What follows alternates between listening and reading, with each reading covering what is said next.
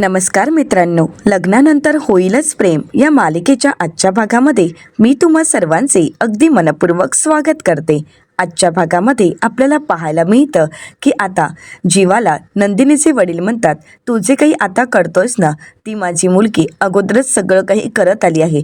तुझ्या आवडीनिवडी, तुला काय आवडतं काय आवडत नाही, तुझ्या सवयी, हे सगळं काही ती सांभाळत आली आहे. पण त्या बदल्यात तिला काय मिळालं? धोका. पण आता मी तसं होऊ देणार नाही. मी तिच्या आयुष्यात आता कोणताही धोका येऊ देणार नाही. आत्तापर्यंत ती तुझ्या मागे पुढे करत होती, परंतु तिला काय मिळालं? फसवणूकच मिळाली. पण आता मी तसं होऊ देणार नाही. मी तिची कुठल्याही प्रकारची फसवणूक होऊ देणार नाही आणि तिला कोणाला फसवूही देणार नाहीये, असं म्हणत नंदिनीचे वडील आता जीवाकडे रागाने पाहतात आणि योगा मॅट उचलून ते आतमध्ये निघून जात असतात. जीवा म्हणतो, ऐका ना, प्लीज माझं ऐकून तरी घ्या. परंतु नंदिनीचे वडील काही ऐकून न घेता तिथून निघून जातात.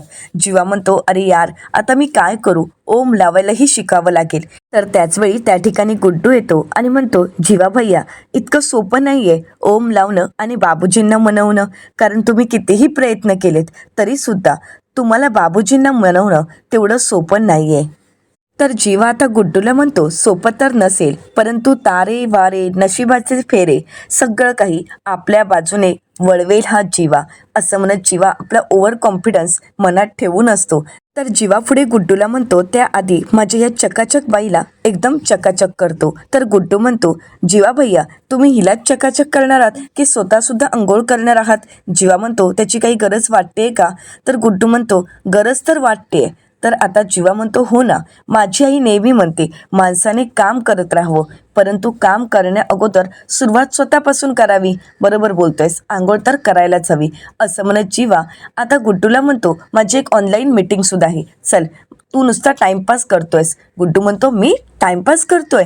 आता जीवा गाडीकडे येतो आणि रिक्षातील आपले कपडे आता गुड्डूकडे देत म्हणतो, गुड्डू, एक काम करशील का, यांना इस्त्री करून घेऊन ये. तर गुड्डू म्हणतो, हे काय, पॅन्ट तर कुठे नाहीच आहे. तर आता जीवा म्हणतो, अरे पॅन्टची काय गरज आहे, माझी ऑनलाईन मीटिंग आहे, मग मी खाली काय घातलंय हे कोणी बघणार आहे का?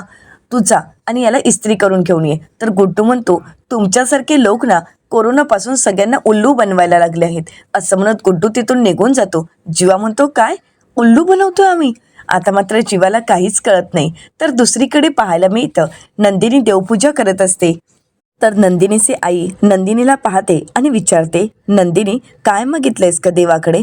तर नंदिनी म्हणते, काही नाही, सगळ्यांना सुख मिळवू देत, सगळ्यांच्या आयुष्यात सुख येऊ देत, एवढंच मागितलं आहे, बाकी काहीच नाही. तर आता नंदिनीची आई नंदिनीला म्हणते, तुझ्या सुखाचं काय? ते तर मागितलं नशीलच ना. कधीच तू देवाकडे प्रार्थना करत नाहीस स्वतःच्या सुखासाठी, स्वतःच्या आनंदासाठी. नंदिनी, अगं, नेहमीच तू दुसऱ्यांसाठी प्रार्थना करतेस, नेहमीच तू दुसऱ्यांसाठी झटतेस, पण कधीतरी स्वतःसाठी सुद्धा देवाकडे काहीतरी मागत जा. कशी आहेस ग नंदिनी तू? दुसऱ्यांच्या आयुष्यातला अंधार दूर होण्यासाठी तू स्वतः दिवा होऊन त्यांच्या समोर उभी राहशील, परंतु आता तूच अंधाराला आणि एकटेपणाला स्वतःजवळ घेत आहेस.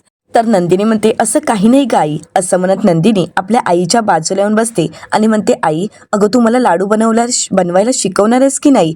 तर शारदाताई म्हणतात, राहू देत ग.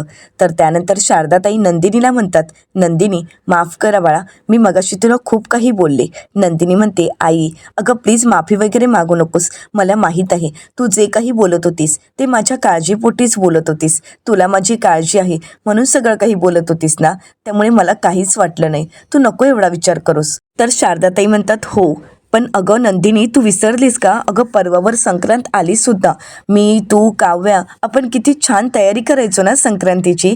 आता नकळतच नंदिनीला तिच्या देशमुख कुटुंबाची आठवण येते. नंदिनी म्हणू लागते, आमच्या घरी सुद्धा छान होत असेल संक्रांत. तर आता शारदाताई म्हणतात, आमच्या घरी? नंदिनी मात्र शांतच होते. तर शारदाताई म्हणतात, मला आपल्या बायकांचं एक मात्र आवडतं, एखादी गोष्ट किंवा एखादं घर आपण आपलं मानलं ना की आयुष्यभरात कितीही काही झालं तरी आपल्या गोष्टीला आणि आपल्या वस्तूंना मात्र आपण कधीच विसरत नाही. बघ ना, आता तू सुद्धा देशमुखांकडून मोहितेंच्या घरी आली आहेस, परंतु इथे आलीस तरी सुद्धा पक्की देशमुख वाटत आहेस. असं वाटतच नाहीयेस की तू मोहित्यांची लेक आहेस. तुझ्याकडे बघितलं की तू देशमुखांची सून आहेस असाच भास होतो. असं म्हणत आता शारदाताई नंदिनीला तिच्या प्रेमाची, तिच्या घराची जाणीव करून देत असते. तर आता नंदिनी मात्र हे सगळं काही शांतपणे ऐकत असते. तर नंदिनी म्हणू लागते, खरंच आई, मी खूप मिस करते ग त्या घराला. तर शारदाताई म्हणतात, तुमच्या घरी सुद्धा आता संक्रांतीची तयारी सुरू झालीच असेल ना? तर नंदिनी म्हणते, हो ना आई, एव्हाना तर आईने तिळाचे लाडू बनवायलाही घेतले असतील आणि आपली काव्या हट्टाने त्यांना मदत करायला जाणार आणि पहिला लाडू वळल्यानंतर तिचा हट्ट असणार की तो लाडू तिला पार्थनाच द्यायचा असेल, पार्थना भरवायचा असेल. आई आणि काव्या छान गप्पा मारत असतील. आता खरंच खूप आनंदाचं वातावरण असेल. तर आता शारदाताई म्हणतात, आणि त्यांच्या गप्पांमध्ये तू असणारच हो ना? तर नंदिनी म्हणते, हो आई, मी असेनच त्यांच्या गप्पांमध्ये. पण तुला सांगू का आई, जर आज खरी जीवा असते ना, तर मग त्यांनी हे लाडूसुद्धा स्वतःच बनवले असते. तर शारदाताई म्हणतात, का ग? तर आता नंदिनी म्हणू लागते, अगं आई, तुला माहीत नसेल, परंतु हे दिवाळीचे किंवा इतर सणांचे फराळाचे पदार्थ असतात ना, ते जीवांना बनवायला फार आवडतात. ते कोणालाही किचनमध्ये शिरूही देत नाही, कारण ही गोष्ट ते त्यांच्या आजीकडून शिकले आहेत. त्यामुळे ते उत्तम फराळाचे पदार्थ बनवतात आणि हे लाडूसुद्धा ते उत्तमच बनवत असतील याची मला पूर्ण खात्री आहे. असं म्हणत नंदिनी अगदी तोंड भरून जीवाचं कौतुक करत असते. तर शारदाताई नंदिनीकडे पाहतात आणि म्हणतात, नंदिनी, अगं तुझ्या मनात तर आता जीवांच्या आठवणींचं घर आहे. त्यांच्या आठवणी तुझ्या मनात अगदी घर करून आहेत. तर नंदिनी म्हणते, ह्या आठवणी हळूहळू पुसून टाकायला हव्यात. तर शारदाताई म्हणतात, कोणत्या कोणत्या आठवणी पुसून टाकणारच ग नंदिनी? आम्ही फक्त त्या घरात तुझं नातं सोडून दिलं आहे, परंतु नंदिनी, तुझी मात्र त्या घराशी नाळ सोडली गेली आहे. तुझ्या वागण्यातून, बोलण्यातून प्रत्येक वेळी ते जाणवते. तुला तर माहीत नसेल, परंतु मी सांगते, आज त्या घरात तुझी उणीव सगळ्यांनाच भासत असणार आहे. मानिनीताई तुझी आठवण काढत असणार आहेत. आज नाही तर प्रत्येक दिवसाला त्यांना तुझी आठवण येत असेल आणि परवा तर ती आठवण जास्त येणार आहे, कारण त्यांच्या दोन्ही सुनांची पहिली संक्रांत असणार आहे आणि या संक्रांतीला त्यांची एक सून खरी नाही याचा त्यांना वाईटही वाटत असणार आहे. आता नंदिनी मात्र तोच विचार करत असते. तर शारदाताई नंदिनीला म्हणतात, नंदिनी, मी काय म्हणते, अगं आता जीवाला माफ कर ना. जे काही घडलंय ते सगळं काही विसरून जा. नव्याने तुझ्या संसाराची सुरुवात कर. संक्रांतीपासून तुम्ही तुमच्या नवीन आयुष्याला सुरुवात करा ना. नंदिनी, अगं तू आता तरी या नात्याचा स्वीकार कर. परंतु नंदिनी आता विषय बदलते आणि म्हणू लागते, आई, मी लगेच स्वयंपाक करायला घेऊ का? म्हणजे बघ ना, बाबा योगा करून आल्यानंतर त्यांना खूप भूक लागते, मी आलेच. असं म्हणत नंदिनी आता शारदाताईंचा प्रश्न टाळत आता जेवण बनवण्यासाठी तिथून निघून जाते. शारदाताईंना खूप वाईट वाटत असतं. आपल्या दोन्ही मुलांचा संसार सुरळीत व्हावा असंच त्यांना वाटत असतं, परंतु नंदिनी मात्र हे नातं मान्य करायला आणि जीवाला माफ करायलाही तयार नसते. तर दुसरीकडे जीवाला आंघोळ करायला जागाही नसते. जीवा गार्डनमध्येच बसून आंघोळ करत असतो. गार्डनमध्ये असणाऱ्या पाण्याच्या पाईपनेच तो थंडगार पाण्याची आंघोळ करत असतो. आता जीवा आंघोळीला सुरुवात करतो. पूर्ण अंगाला फेस तयार करतो, साबण लावतो आणि त्यानंतर पाहतो तर पाईपाचं पाणीच गेलेलं असतं. जीवाला काय करावं काहीच कळत नाही आणि म्हणूनच तो मोहितेंच्या घरी येतो आणि नंदिनीला आवाज देत म्हणतो, चकाचक बाई, अगं बघ ना तुझ्या नवऱ्याची अवस्था काय झाली आहे. अगं चकाचक बाई, बाहेर तरी ये. परंतु आता नंदिनीचे वडील बाहेर येतात आणि विचारतात, कोण आहेस तू? जीवा, तू इथे आत्ताच्या आत्ता इथून निघून जा. जीवा म्हणतो, अहो सासरे बुवा, माझी अवस्था तरी बघा. तर नंदिनीचे वडील म्हणतात, आत्ताच्या आत्ता इथून निघून जा. जीवा म्हणतो, अहो सासरे बुवा, तुमचं माझ्यावर किती प्रेम आहे. तर आता नंदिनीचे वडील म्हणतात, सासरे बुवा बोलू नकोस तू. आणि त्याचवेळी नंदिनीची आई आणि नंदिनी त्या ठिकाणी आलेली असते. नंदिनीची आई म्हणते, भूत? तर जीवा म्हणतो, भूत नाहीये, मी आहे, मी तुमचा जावई. आता नंदिनी जीवावर हसू लागते. तर आता नंदिनीचे वडील म्हणतात, नाही नाही, तू जावई नाही आहेस, तू भूतच आहेस, माझ्या मुलीच्या मानगुटीवर बसलेलं भूत, आणि ते भूत आता मला कायमचं काढून टाकायचं आहे. तर शारदाताई नंदिनीच्या वडिलांना म्हणतात, अहो असं काय बोलताय तुम्ही, हे आपले जावई आहेत ते, आणि जावई बापू तुमचं हे असं काय झालंय. तर जीवा म्हणू लागतो, काय करणार सासूबाई, आणि तुम्हाला काय सांगणार आता माझ्या जीवनाची कहाणी. अहो सासूबाई, बायको माझी घर सोडून माहेरी निघून गेली आणि इकडे पाणीही नाही आहे, म्हणजे माझं नशीबच फुटकं आहे. नंदिनी म्हणते, अहो आज पाणी जाणारच होतं. तर आता नंदिनीचे वडील रागानेच नंदिनीकडे पाहतात. तर नंदिनी म्हणते, मग लवकर आवरून घ्यायची होती ना आंघोळ वगैरे, ह्या सगळ्याला तुम्ही एवढा उशीर का लावलात? तर जीवा म्हणतो, आता काय करायचं पुढे ते तर सांगा चकाचक बाई. तर नंदिनी जीवाला म्हणते, तुम्ही इथेच थांबा, मी तुमच्यासाठी पाणी घेऊन येते. परंतु नंदिनीचे वडील नंदिनीला म्हणतात, अजिबात पाणी आणणार नाहीस. नंदिनी म्हणते, अहो बाबा. तर नंदिनीचे वडील म्हणतात, नाही म्हणालो ना, कोणीही याला पाणी देणार नाही, चला बरं आत. असं म्हणत ते नंदिनी आणि शारदाताईंना आत घेऊन जातात आणि खिडकीच्या काचा बंद करून घेतात. जीवा पुन्हा आवाज देत असतो, परंतु इकडे काही नंदिनीचे वडील जीवाला मदत करायला तयार नसतात. आता नंदिनीचे वडील शारदाताईंना म्हणतात, आता म्हणावं बस बोंबलत, बायकोशिवाय आणि पाण्याशिवाय काय अडतं ना, हे आता चांगलंच कळेल त्याला. तर शारदाताई नंदिनीच्या वडिलांना म्हणतात, अहो असं काय वागताय? एखादी व्यक्ती जर दारात आली तर त्याला पाण्याला नाही म्हणायचं नसतं.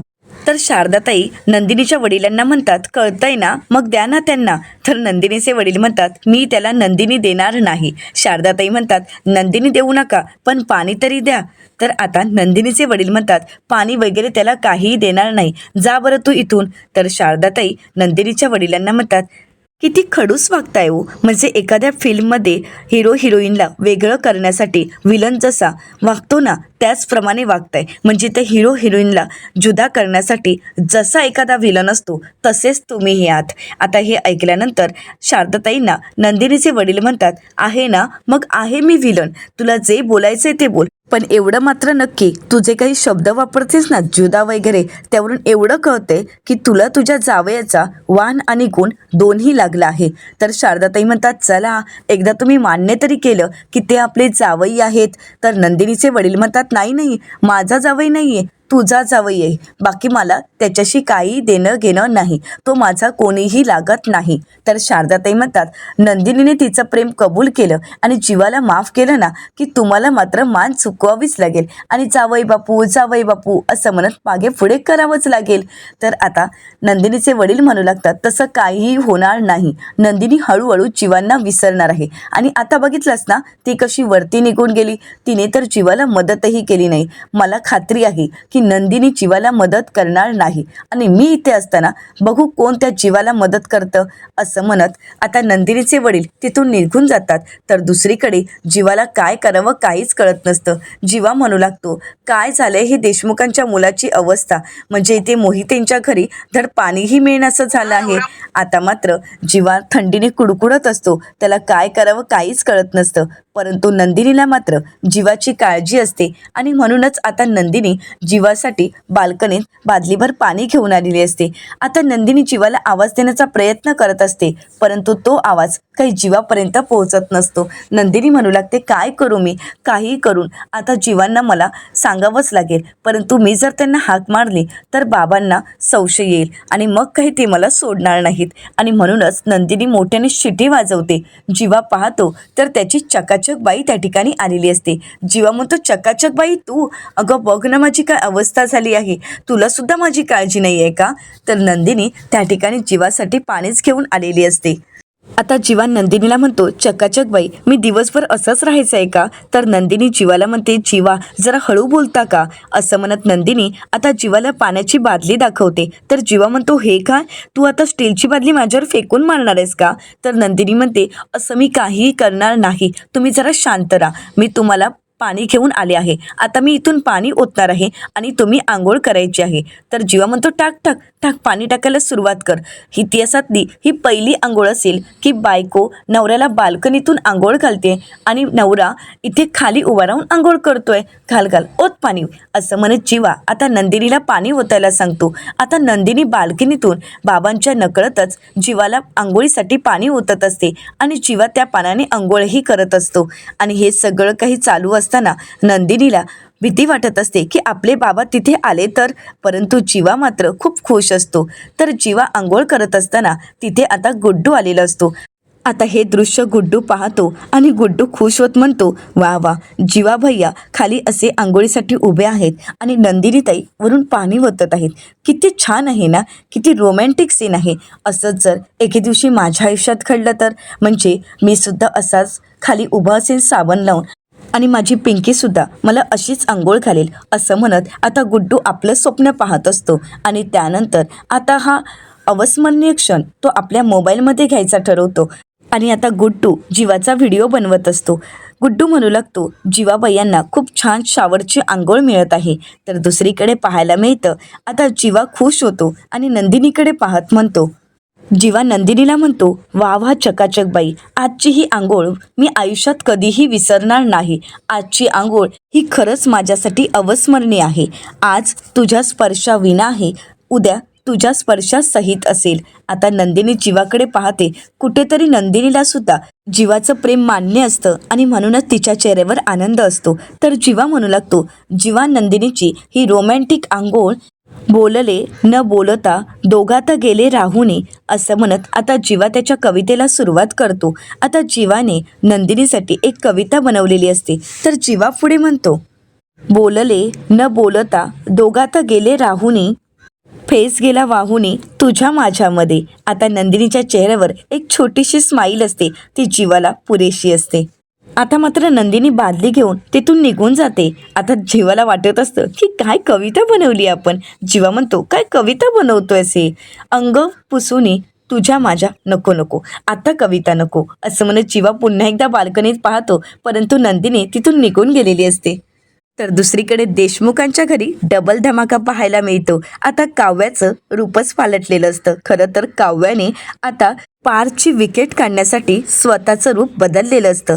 काव्या खूप छान तयार झालेली असते. खूप छान अशी पिंक ब्ल्यू कलरची साडी नेसून आरशासमोर बसून खूप छान मेकअप केलेला असतो. तर दुसरीकडे पाहायला मिळतं पिहू आणि तिची मैत्रीण डान्सची प्रॅक्टिस करत असते. आता पिहू म्हणत असते, अगं अशी नाही आहे ती स्टेप. तर पिहूची मैत्रीण दुसरी स्टेप सांगत असते. पिहू एक सांगत असते आणि पिहूची मैत्रीण दुसरी स्टेप सांगत असते. दोघीही गाणं लावून त्या गाण्यावर स्टेप शोधत असतात. तर त्याचवेळी रम्या म्हणते, 1 मिनिट मी तुम्हाला शिकवते असं म्हणत रम्या आता त्यांना एक स्टेप करून दाखवते. पिहू म्हणू लागते, अगं रम्याताई, ही स्टेप त्यावर नाही ग सूट होत आणि तसंही आम्हाला ही स्टेप नको आहे. तर त्याचवेळी मानिनी काकू त्या ठिकाणी येतात आणि म्हणतात, हो हो पिहू, अगं काय चाललंय, एवढं गाणं वगैरे लावून कसल्या स्टेप करतेस. पिहू म्हणते, कसं आहे ना मामी, आमच्या स्कूलमध्ये ॲन्युअल डे आहे आणि या गाण्यावर आम्हाला सगळ्यात महत्त्वाचं म्हणजे कॅटवॉक आहे आणि तोच तर आम्हाला जमत नाही आहे. रम्या म्हणते, अगं सोपं आहे, त्यात मी दाखवते तुला. असा कमरेवर हात घ्यायचा आणि असा पदर उडवत आपण कॅटवॉक करायचा आहे. तर आता पिहू म्हणू लागते, नाही ग रम्याताई, हे अजिबातच सूट होत नाही आहे आणि तसंही तू कॅटवॉक करतेस ना, मग ते काहीच कळत नाही, कारण तू कॉटसेट घातलायस ना, त्यासाठी साडीच नेसायला हवी. कारण आम्हाला तशी साडी नेसूनच कॅटवॉक करायचं आहे. तुझ्याकडे पाहिल्यानंतर ते फीलच येत नाही आहे ग असं म्हणत आता पिहूने मात्र रम्याचं तोंड बंद केलेलं असतं. परंतु त्याचवेळी पिहूची मैत्रीण जिन्याकडे पाहते आणि म्हणते, अगं तिला पाहिल्यानंतर येईल का फील. आता सर्वजण मागे येऊन पाहतात तर तिथे काव्य आलेली असते आणि काव्याचं ते बदललेले रूप पाहून सर्वांचीच विकेट पडलेली असते. रम्याचे तर डोळेच फिरतात आणि इकडे मानिनीताई एवढ्या खुश होतात की ते लगेचच काव्याची नजर काढतात. ते दृष्ट काढतात आणि काव्याकडे अगदी डोळे भरून पाहत असतात. तर इकडे पिहू मात्र फ्लँकीस देत असते आणि काव्यासुद्धा तिला तिचं प्रत्युत्तर देत फ्लँकीस देत असते. आणि हे सगळं काही रम्या पाहत असते. रम्याचा चांगलाच चळफळाट होत असतो. काव्याचं ते बदललेलं रूप पाहून रम्याला काय बोलावं काहीच कळत नसतं. रम्या मात्र तिथे स्तब्ध झालेली असते. आता इकडे पार्थही त्याच्या रूममधून ऑफिसची फाईल घेऊन बाहेर पडलेला असतो. पार्थला तर याबद्दल काहीच माहीत नसतं. तो फाईलमध्ये एवढं डोकं खुपसून असतो. काव्याचा सुद्धा लक्ष नसतो. ती जिन्यावरून उतरत असते आणि त्याचवेळी तिथे पार्थ आलेला असतो. दोघांचीही एकमेकांना टक्कर होते. दोघांचाही एकमेकांना धक्का लागतो आणि आता काव्याचा तोल जाणार. परंतु त्याचवेळी पार्थने काव्याला सावरलेलं असतं, त्याच्या मिठीत घेतलेलं असतं आणि शेवटी पार्थ मात्र काव्यामध्ये हरवून गेलेला असतो. काव्याचं ते रूप पाहून पार्थची नजर काही हटत नसते आणि हे सगळं काही रम्याही पाहत असते.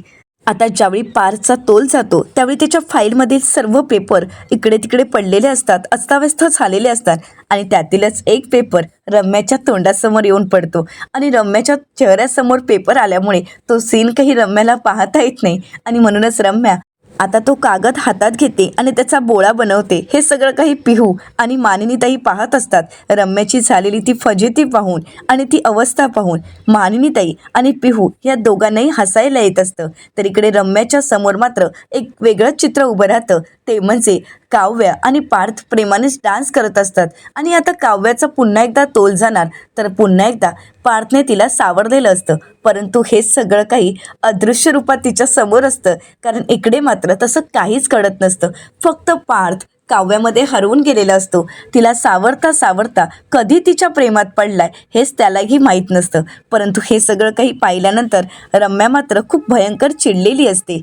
आता रम्या रागानेच पार्थच्या दिशेने जाणार, परंतु खाली पडलेल्या फाईलवरून रम्याचा पाय घसरतो आणि रम्या दणकन चांगल्याच प्रकारे खाली आपटते.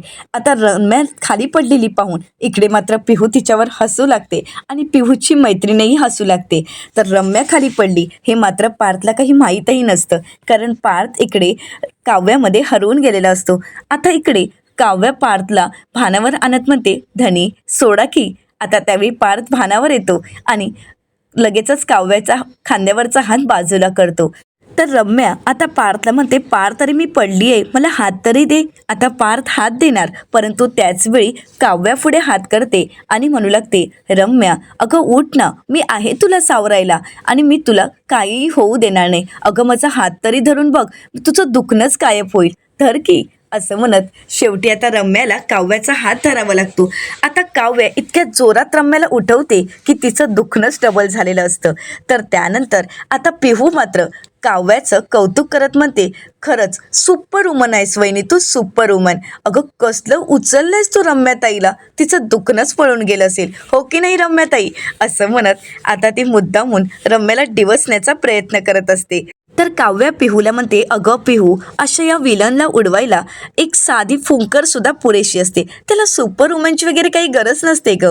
आता मात्र रम्याला खूप राग आलेला असतो. रम्या रागानेच काव्याकडे पाहत असते, तर पिहू मात्र रम्यावर हसत असते. आता रम्या काव्याला म्हणते, काव्या तू फार बोलतेस हा. तर काव्या म्हणते, आणि तू फार पुढे पुढे करतेस आणि म्हणूनच तर रम्या तू तोंडावर पडतेस. आता मात्र रम्याच्या लक्षात येतं की प्रत्येक वेळी आपलीच फजिती होत असते. तर काव्या रम्याला म्हणते, रम्या यापुढे कधी पडलीस तर, म्हणजे पडणारच आहेस तुझ्या कर्माने, परंतु जर पडलीस तर मला हाक मार, मी तुला पुरून उरेल. असं म्हणत आता काव्या रागानेच रम्याकडे पाहत असते. आता काव्या पार्थकडे येते आणि म्हणते, धनी अहो तुम्ही मला सांगितलं नाही मी कशी दिसते. आता पार्थ पुन्हा एकदा काव्याकडे पाहतो आणि काव्यामध्ये हरवून गेलेला असतो. तर येणाऱ्या पुढील भागामध्ये आपल्याला पाहायला मिळतं, जीवाचं ऑनलाईन काम असतं, त्याची ऑनलाईन मीटिंग असते, परंतु लॅपटॉपची बॅटरी मात्र डाऊन झालेली असते. जीवा गुड्डूला म्हणतो की लॅपटॉपची बॅटरी तर डाऊन झाली आहे. तर आता गुड्डू म्हणतो, हाच तर चान्स आहे तुम्हाला आता घरात जाण्याचा. तर आता जीवा म्हणू लागतो, नंदिनी या बहाणे का होईना, परंतु आता पुन्हा एकदा मी मोहितेंच्या घरी गृहप्रवेश करणार आहे. तर दुसरीकडे पाहायला मिळतं आता पार्थ म्हणू लागतो, हा सगळा पसारा तर मलाच आवरावा लागणार आहे. तर काव्या म्हणते, मी आहे ना तुमच्यासोबत. असं म्हणत दोघंही आता ते कागद उचलण्यासाठी खाली भागतात, परंतु त्याचवेळी दोघांचीही टक्कर होते. तर आता पार्थ काव्याला म्हणतो, एक मिनिट शिंग येणार म्हणून पुन्हा एकदा टक्कर द्यायला येऊ नका. आता मात्र काव्या पार्थच्या जवळ जात असते, पार्थ काव्यापासून दूर जात असतो. तर काव्या म्हणू लागते, देशमुख जितकं तुम्ही दूर जाल तितकी मी जवळ येणार आहे. तर आता पार्थ म्हणतो म्हणजे, परंतु आता काव्या पार्थला काही कळण्या अगोदरच त्याला पुन्हा एकदा टक्कर देते आणि दोघंही एकमेकांकडे पाहू लागतात. हळूहळू का होईना, परंतु काव्याने पार्थची विकेट काढलेली असते. आता पार्थही काव्याला स्वीकारेल का. तर दुसरीकडे आता येणारी संक्रांत जीवा आणि नंदिनीच्या आयुष्यात नक्की कोणतं सुख घेऊन येणार आहे हे आपल्याला येणाऱ्या काही भागांमध्येच पाहायला मिळणार आहे. मित्रांनो, अशाच मालिकांचे नवनवीन अपडेट पाहण्यासाठी चॅनलला नक्कीच सबस्क्राईब करा आणि आजचा हा व्हिडिओ तुम्हाला कसा वाटला हे कमेंट करून नक्कीच कळवा. आजचा हा व्हिडिओ आवडला असेल तर व्हिडिओला लाईक करायलाही विसरू नका. व्हिडिओ पाहिल्याबद्दल तुम्हा सर्वांचे अगदी मनपूर्वक धन्यवाद.